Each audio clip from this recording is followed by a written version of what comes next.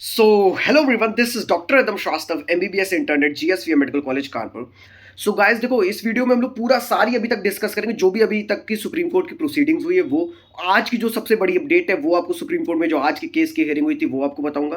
और सारी अभी तक पिछले दो चार दिनों में जो भी अपडेट है सुप्रीम कोर्ट की सिग्निफिकेंट अपडेट जो है वो मैं आपको बताऊंगा, ठीक है। तो इस वीडियो को एंड तक जरूर देखना, सारी लेजिट न्यूज दूंगा, कोई भी फर्जी न्यूज नहीं, ठीक है, और कोई भी फालतू की चीजें नहीं। उससे पहले मैं आप लोग को ये बताना चाहता हूँ, देखो तुम लोग को जितने लोगों को भी नीट 2024 की काउंसलिंग करानी है, फ्री में काउंसलिंग करानी है, ठीक है। कोई भी पेड काउंसलर को 20-25 हज़ार, 1500, 2000, 5000, 1 रुपए भी देने की जरूरत नहीं है। आप मेरा ये देखो इंस्टाग्राम है, इंस्टाग्राम पे कोई भी क्वेरी हो नीट से रिलेटेड, आपका अच्छे नंबर आए हैं नहीं आए, आपको जो भी मन में आपको सवाल है आपके, आप मेरे से पूछ सकते हो बेझिझक, ठीक है। आप मेरे को इंस्टाग्राम पे मैसेज करो, आपको जेन्युइनली आपको डाउट के आपको सोल्यूशन मिलेगा, ठीक है।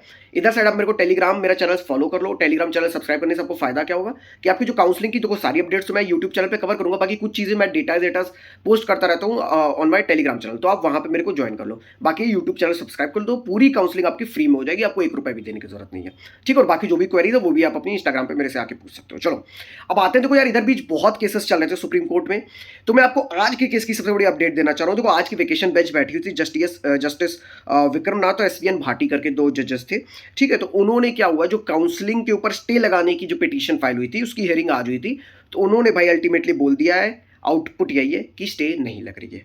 उन्होंने बोला है कि स्टे हम नहीं लगाएंगे, जैसे काउंसलिंग है वैसे चलेगी। तो बेसिकली काउंसलिंग का जो प्रपोज शेड्यूल था कि आपके ऑल इंडिया की काउंसलिंग 6 तारीख से स्टार्ट हो जाएगी, 6 जुलाई से, तो मोस्ट प्रोबेबली आपकी 6 जुलाई से काउंसलिंग स्टार्ट हो जाएगी, उस पर कोई रोक टोक नहीं है।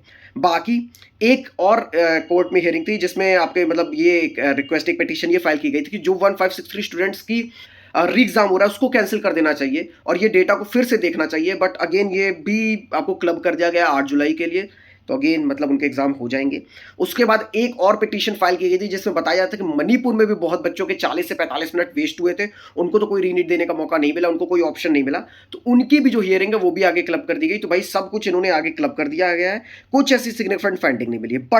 बट कल की जो हियरिंग हुई थी आपने सुना था, उसमें साफ साफ आपके जस्टिस ने बोला था कि भाई देखो यार, अगर नीट में 0.0001% भी अगर नेग्लिजेंस हुआ है, अगर इतना कम भी, अगर इतना सा भी नेग्लिजेंस हुआ है ना, तो वो उसको टॉलरेट नहीं किया जाएगा।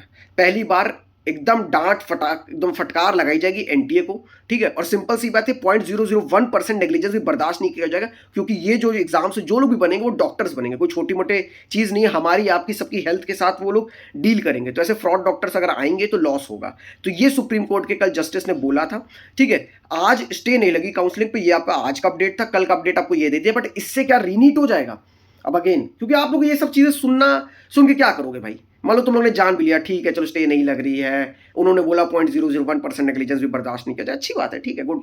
बट इससे क्या रीनीट हो जाएगा? क्या रीनीट के चांसेस हाई हैं?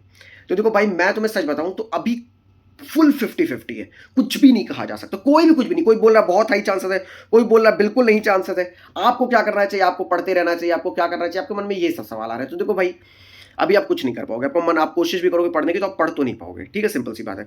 तो आप 8 जुलाई तक आपको वेट करना ही पड़ेगा। 6 जुलाई से काउंसलिंग स्टार्ट हो जाएगी, उसके बाद 8 जुलाई को ये मत एक्सपेक्ट करना कि कोई रीनीट से रिलेटेड कोई डिसीजन है, ये हो सकता है नेक्स्ट ईयरिंग की डेट आ जाए। तो अभी तो कम चांसेस है रीनीट की, मैं 50-50 बोल रहा हूँ, और डिपेंड्स अपॉन कोर्ट। मैं कोई नहीं होता बताने वाला कि रीनीट होना चाहिए नहीं होना चाहिए, इज डिफरेंट थिंग, और होगा क्या इज डिफरेंट थिंग, ठीक है।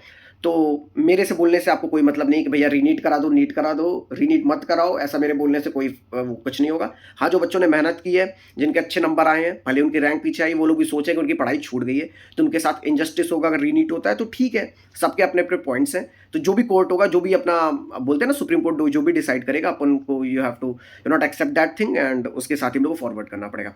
तो आज की सबसे बड़ी ये अपडेट थी कि कोई स्टे नहीं लग रही है, कोई भी 1563 स्टूडेंट्स का कोई भी मतलब आपका रीनीट कैंसिल नहीं हो रहा है, और बाकी के अपडेट्स आपको 8 जुलाई के लिए पोस्टपोन कर दिए गए। बीच में अगर कोई पिटीशन फाइल होती है तो ये तक बोला गया सुप्रीम कोर्ट ने कि हाई कोर्ट में जो भी पिटीशन फाइल हो रही है भाई, उसको मतलब आप ट्रांसफर कर दो इधर ही साइड सारी चीजें, क्योंकि हाई कोर्ट की डिसीजन कुछ भी आए, अल्टीमेटली एनटीए चैलेंज करेगा उसको यहाँ पे आपके सुप्रीम कोर्ट में, तो उधर साइड भी आएगा ही। अल्टीमेटली एक और चीज की डिमांड की गई थी कि एनटीए की जगह कोई एक प्रॉपर कमिटी बनाई जाए जो कि एग्जाम ले, क्योंकि एनटीए इनकॉम्पिटेंट, ये आप सब लोग जान गए हो। कल देखो यूजीसी नेट का एग्जाम कैंसिल हो गया है भाई, आपको खुद पता है एनटीए ये भी एग्जाम करा रहा था, तो भाई आप खुद सोच लो कितना ज्यादा दिक्कत की बात है। मतलब हर साल होता था थोड़ा बहुत, हर साल होता होगा थोड़ा बहुत भाई, अब सही बताए तो मेरे को तो विश्वास उठ गया पूरा एनटी के ऊपर से, ठीक है। तो हर साल थोड़ा बहुत होता होगा, तब जब देखो जब भी सीबीएसई था इतना इन्फ्लेशन कभी नहीं आता, जब से एनटी आया, सिलेबस कम किया, जो भी किया, इन्फ्लेशन बहुत ज्यादा है, बच्चे बढ़वा दिए, मैथ्स वालों को भी अलाउ कर दिया, सबको अलाउ कर दिया एग्जाम देने का,